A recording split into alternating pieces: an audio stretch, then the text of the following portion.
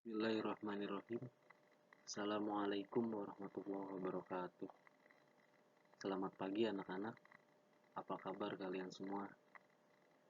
Mudah-mudahan kalian semua selalu dalam keadaan sehat walafiat. Pada pertemuan pertama kita kali ini dalam pelajaran bahasa Arab bersama kakak, kalian mungkin udah pada kenal ya. Kita belum langsung masuk kepada bab-bab di dalam materi pembahasan kita di kelas 6 ini. Pada pertemuan awal kita, agar lebih mudah untuk masuk materi pembahasan di kelas 6, kakak akan menjelaskan terlebih dahulu kata yang dimaksud dalam bahasa Arab. Jadi pertemuan kita kali ini kakak akan bahas kata yang dimaksud dalam bahasa Arab. Pertanyaannya, kenapa kita tidak langsung masuk ke dalam materi bab yang ada di buku? Karena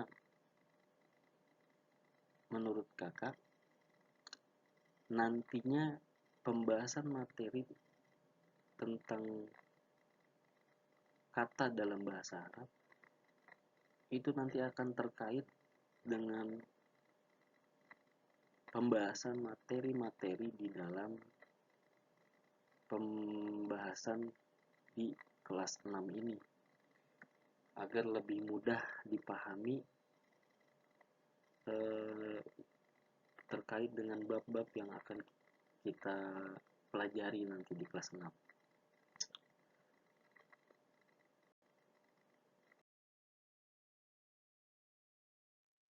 Untuk mensingkat waktu, kita langsung saja bahas terkait dengan al-kalimatu fil arabi, yaitu kata dalam bahasa Arab.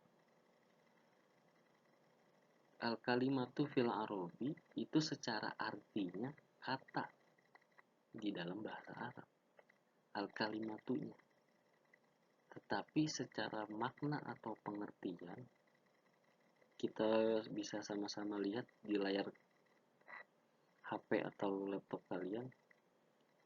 Al-kalimatu adalah kata dalam penyebutan di dalam bahasa Indonesia.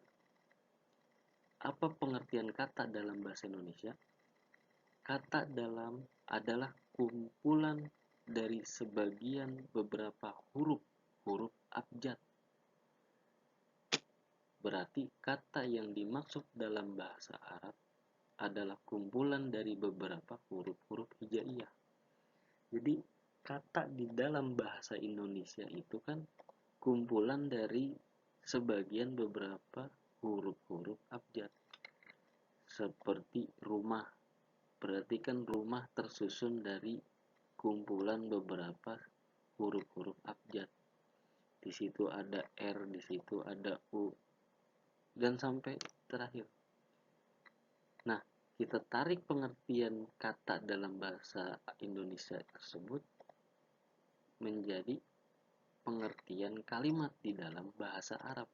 Berarti kata yang dimaksud dalam bahasa Arab adalah kumpulan dari beberapa huruf-huruf hijaiyah. Perbedaannya di abjad atau di hijaiyah. Maksudnya apa? Kumpulan dari beberapa huruf-huruf hijaiyah. Baik, agar memudahkan kalian dalam membaca dari teks paragraf-paragraf yang di atas tadi, kakak akan pisahkan dari setiap paragraf satu persatu, dan satu persatu setiap paragraf kakak akan bacakan dan kakak akan artikan. Kalian dengarkan baik-baik ya. Langsung saja masuk kepada paragraf pertama. Ismi Arif Rahman. Nama saya Arif Rahman. Ana tilmizun fil fasli al-khamisi fil madrasati al-ibtidaiyati al-islamiyati. Saya murid di kelas 5 di sekolah dasar Islam. Askunu fil baiti ma ummi wa ukhti kabir wa ukhti shaghir. Saya tinggal di rumah bersama ibu dan kakak dan adik. Unwanu baiti fi syarin kemuning rokmu sab'u pamulang.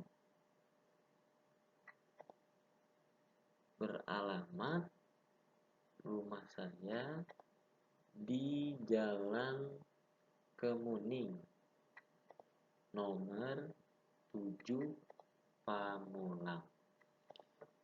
Mungkin untuk paragraf yang pertama kalian tidak mampu tahu untuk kosakatanya. Maksudnya kumpulan-kumpulan dalam kata di dalam bahasa Arab atau dalam penulisan katanya itu al-kalimatu, yaitu suara atau tulisan yang meliputi, mencangkup dari beberapa huruf-huruf hijaiyah yang tadinya terpisah dari alif, ba, ta, sa, jim, ha, kho sampai seterusnya, tiba-tiba dia meliputi, terkumpul menjadi satu kata, yaitu disebut kalimat.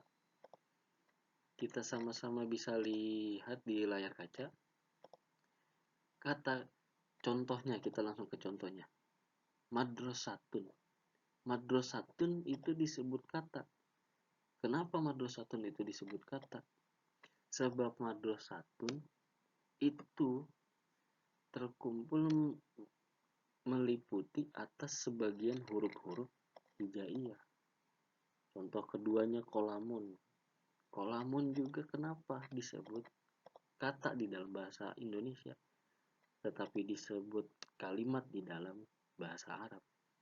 Kolamun itu disebut kalimat sebab terkumpul, terhimpun, meliputi atas sebagian huruf-huruf hijaiyah. Di situ ada qaf, di situ ada lam, di situ ada mim. Contoh ketiga baitun, sama. Di situ terkumpul atas sebagian huruf-huruf hijaiyah. Berarti kata-kata di samping disebut kalimat dalam bahasa Arab, disebut kalimat di sini penyebutan dalam bahasa Arab. Kalau penyebutan di dalam bahasa Indonesia itu maksudnya kata. Tetapi kalau kalimat di dalam bahasa Indonesia itu kan di pengertiannya disebut kumpulan dari beberapa kata yang menjadi satu kalimat, sebuah kalimat. Tetapi ketika menyebutkan kalimat di dalam bahasa Arab, itu maksudnya adalah kata. Sebab kata-kata di samping ada meliputi atas sebagian huruf-huruf hijaiyah.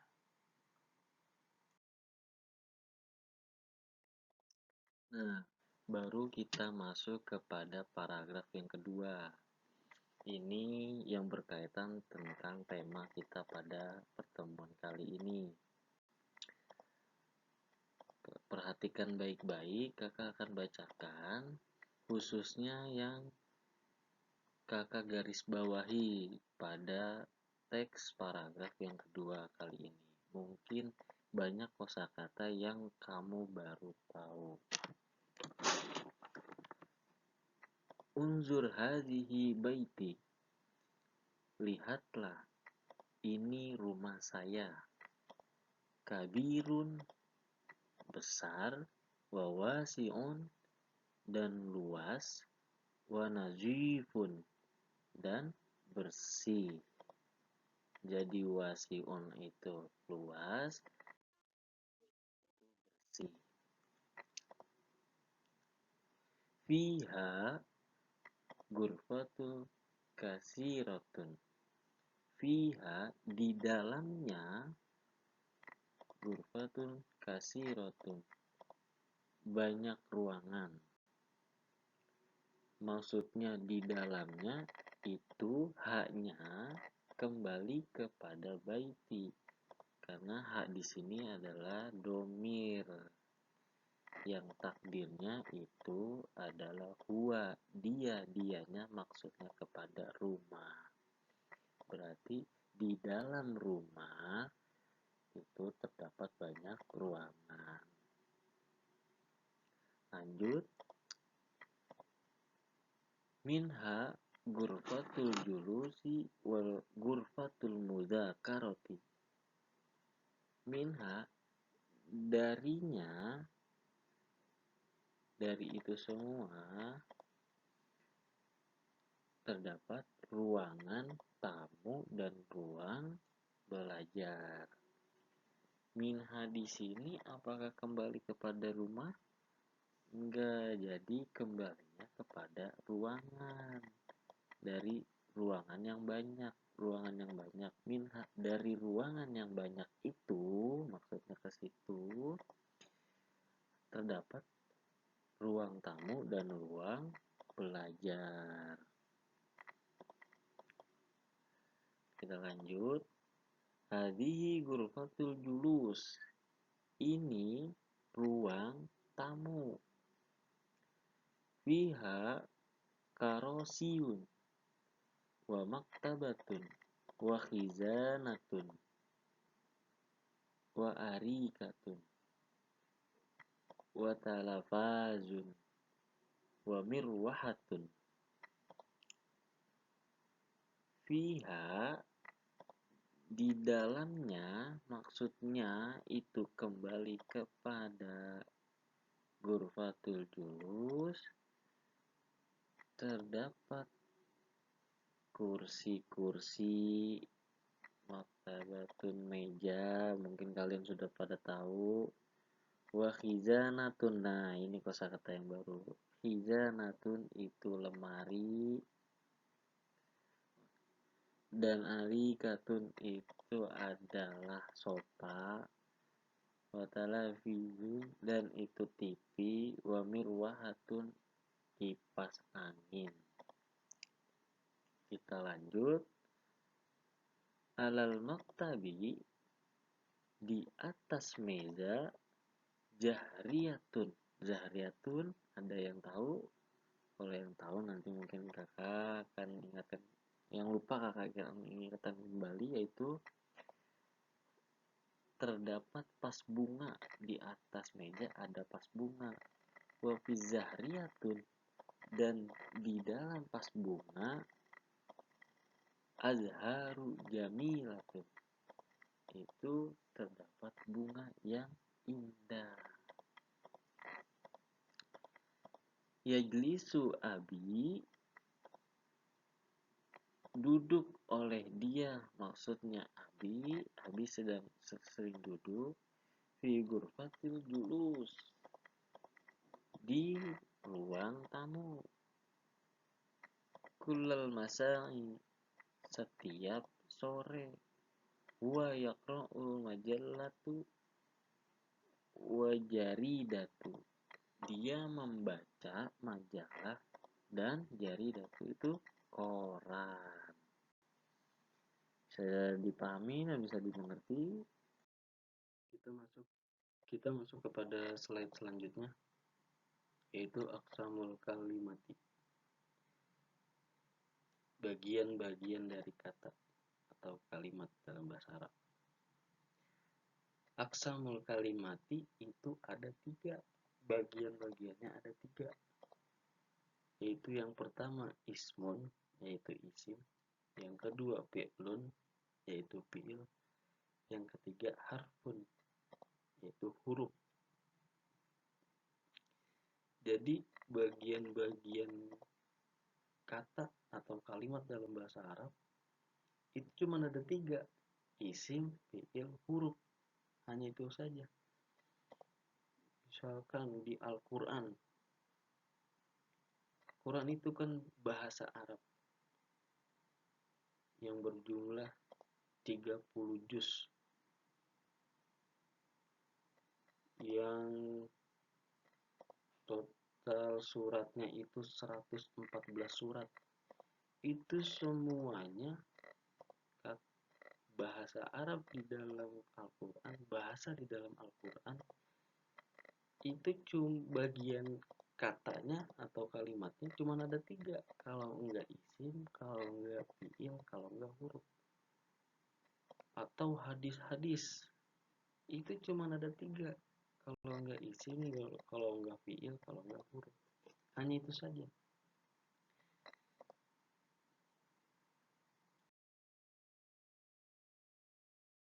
Nah, baik, sekarang kakak akan jelaskan apa itu sih isim. Kalimat di dalam bahasa Arab itu ada isim. Apa sih itu isim? Kalian bisa sama-sama lihat dari layar kaca. Isim adalah tiap-tiap kata dalam bahasa Arab yang mempunyai makna pada zatnya yang tidak terkait oleh waktu dan zaman.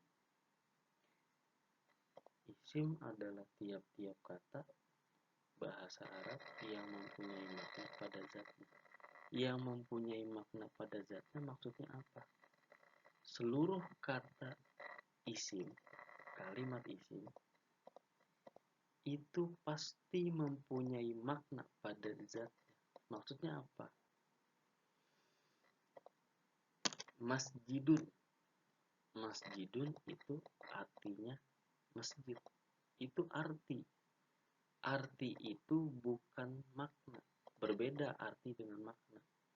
Masjidun artinya masjid.